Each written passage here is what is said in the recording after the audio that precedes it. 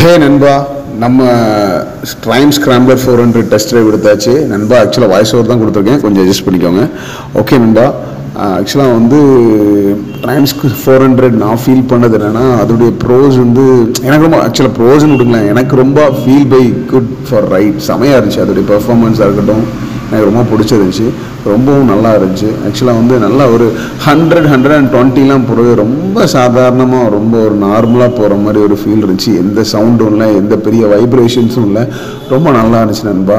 எனக்கு performance wise வண்டி எனக்கு ரொம்ப பிடிச்சிருந்துச்சி, ரொம்ப பிடிச்சிருந்துச்சி. அதே மாதிரி அதோடைய ப்ரோஸ் அப்படின்னு சொன்னால் ஆக்சுவலாக வந்து டியூப்லெஸ் டயர், அது ஒரு பெரிய ப்ளஸ். ஏன்னா என்னை பொறுத்தவரை நான் ஹிமாலயன் ஸ்க்ராம் 411 வச்சுருக்கேன், அதில் வந்து டியூப் டயரு ரொம்ப கஷ்டப்பட்டுருக்கேன், அதனால சொல்கிறேன். டியூப்லெஸ் டயர்ஸ் ரொம்ப நல்லா இருந்துச்சு. அதுக்கப்புறம் அதோடைய எக்ஸாஸ்ட் சவுண்டு, அந்த டபுள் எக்ஸாஸ்ட் சவுண்ட் இருக்குல்ல, ட்ரையம்புடைய அந்த டபுள் எக்ஸாஸ்ட் சவுண்ட் வந்து ரொம்ப நல்லா இருந்துச்சு. அது ரொம்ப ஒரு நல்ல ஒரு ஃபீல் கொடுச்சு. அப்புறம் அந்த மோனோஷாக் சஸ்பென்ஷன்ஸ், அந்த சஸ்பென்ஷன்ஸ் வந்து 150 mm என்னமோ ட்ராவல் தான், ஆனால் ரொம்ப நல்லா இருந்துச்சு. யூஎஸ்டி ஃபோக்ஸும் ரொம்ப நல்லா இருக்குன்பா, சூப்பராக இருக்குது.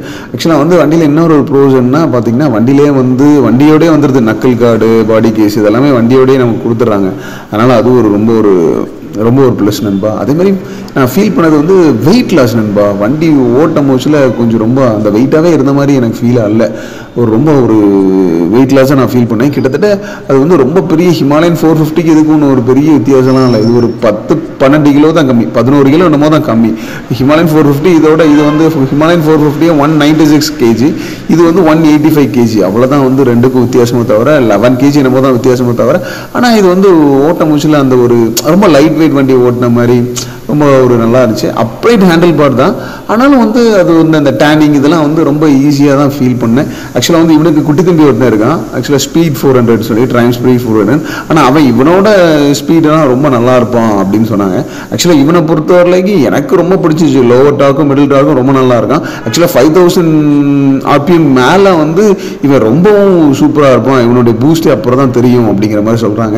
ஆக்சுவலாக வந்து நான் ஒரு 140 வரைக்கும் ட்ரை பண்ணேன், ரொம்ப நல்லா இருந்துச்சு நண்பா, சூப்பராக இருந்துச்சு. ஆக்சுவலாக ஒரு 130-140 ரோடு ரொம்ப சூப்பராக இருக்குது, ரொம்ப எம்டியாக இருக்குன்னா ஒரு 130-140 கூட க்ரூஸ் பண்ணலாம்.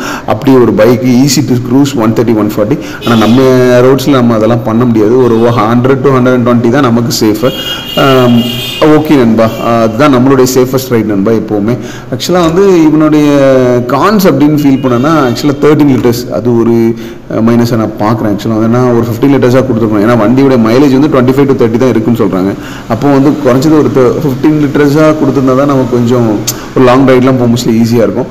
அது ஒரு கானை நான் ஃபீல் பண்ணேன். அப்புறம் கான்ஸ் அப்படின்னு பார்த்தீங்கன்னா, இவனுடைய சீட் ஹைட் வந்து ஒரு பெரிய கான் நண்பா. ஆக்சுவலாக வந்து என்னென்னா, இவன் 835 mm நான் வந்து 5'9". எனக்கு நான் என் ஷூ போட்டு உட்காந்துருக்கும் மூச்சுலேயுமே நான் என் டோ தான் கீழே பட்டுச்சு, அந்தளவுக்கு தான் இருந்துச்சு. 5'9". எனக்கு ஃபுல்லாக என் கால் வந்து லேண்ட் ஆகலை, ஆனால் லேண்ட் ஆச்சு, ஆனால் ஃபுல்லாக லேண்ட் ஆகலை. டோவில் தான் அப்படி ஒரு அந்த டோவில் தான் இருந்துச்சு நண்பா. அதனால் நான் உங்களுக்கு வீடியோவில் காமிக்கிறேன். அதுவும் ஒரு 835 mm அப்படிங்கிறது ஒரு கானு. அதே மாதிரி இது வந்து கிரவுண்ட் கிளியரன்ஸ் வந்து 195 mm தான். எதனால 195 mm-க்கு 835 சீட் ஹைட் இருக்குன்னு எனக்கு புரியல. அதில் ஏதோ ஒரு மெக்கானிசம் இருக்குது, அது என்னை பற்றி தெரில. ஆனால் இதே இது நீங்கள் ஹிமாலயனில் பார்த்தீங்கன்னா, ஹிமாலயன் வந்து சீட் ஹைட் வந்து 825 தான். எனக்கு ஃபுல்லாக வந்து கால் வந்து கிரவுண்ட் ஆச்சு, ஃபுல்லாக கீழே பதிஞ்சிச்சு என்னுடைய கால்.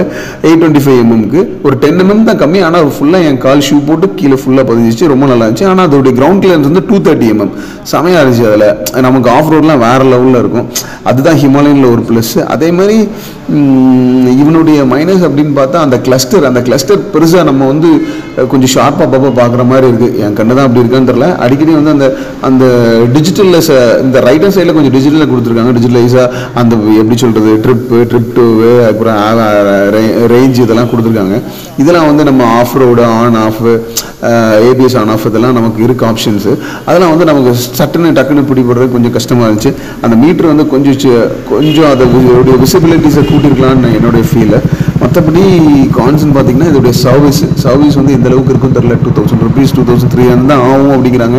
ஆக்சுவலாக ட்ரையம்ஃப்ங்கிறது ஒரு ப்ரீமியம் கம்பெனி, ப்ரீமியம் பிராண்டு பைக்ஸில் அது எந்த அளவுக்கு எனக்கு தெரிஞ்சு கொடுப்பாங்கன்னு எனக்கு தெரில.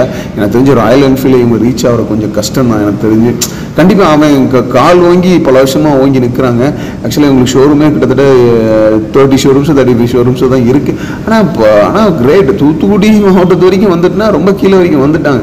அப்படிங்கிற முஸ்லிம் நம்ம வந்து அதை வந்து எப்படி ஃபீல் பண்ணுறது தெரில. செம தான், கிரேட் தான் ட்ரையம்ப் ஆக்சுவலாக வந்து. ஆமாம், மற்றபடி எனக்கு பிடிச்சது வந்து என்னென்னா டியூப்லெஸ் டயர்ஸ். அது வந்து ஒரு பயங்கரமான ப்ளஸ்ஸு சொல்லியிருப்பேன்னு நினைக்கிறேன். மற்றபடி வண்டி வந்து ரொம்ப சூப்பராக இருந்துச்சு நண்பா. ஓட்டுறதுக்கு வேறு லெவல் தரம். ஓகேவா, நீங்கள் தைரியமாக எடுக்கலாம். நீங்கள் வந்து ஒன்றே நண்பா, நம்மளுடைய செலெக்ஷன்ஸ் தான். நம்ம வந்து full and full off road, heavy ride off road பண்ணுவோம் அப்படின்னா, ஹெவியாக ஆஃப் ரோட் அடிக்கடி ஆஃப் ரோட் பண்ணுவோன்னா ஹிமாலயன் 450 போங்க.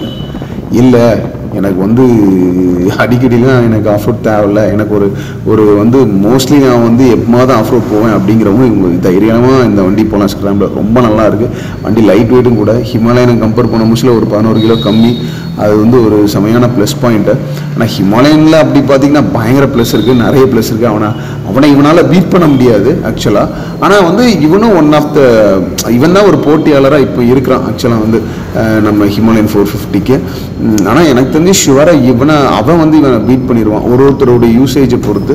ஆனால் வண்டி ஓட்டுறதுக்கு ரொம்ப நல்லா இருந்துச்சு நண்பா. ஆக்சுவலாக வந்து நான் ஹிமாலயன் 450 ஓட்டியிருக்கேன், இதுவும் ஓட்டியிருக்கேன். இது ஓட்டினோன்னா ஐ வாஸ் ஸோ கன்ஃபியூஸ், என்னடா எதுக்காக போகலாம் அப்படின்ட்டு. ஆனால் என்னுடைய விஷ் அப்படின்னு பார்த்தா எனக்கு வந்து அது என்னால் வந்து இன்னும் ஐடென்டிஃபை பண்ண முடியல.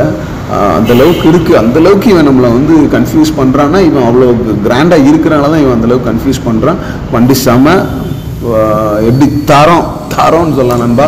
ஓகே நண்பா, கண்டிப்பாக பக்கத்தில் ஏதாவது ட்ரான் ஷோரூமு ஹிமாலயன் ஷோரூம் இருந்தால் உங்களுக்கு பிடிச்சிருந்துச்சுன்னா ரெண்டையும் ட்ரை பண்ணி வாங்க ஐடியா இருந்தால் ரெண்டையும் ட்ரை பண்ணி பாருங்கள் நண்பா. ஓகே நண்பா, thank you, bye bye, take care, right Saif நண்பா.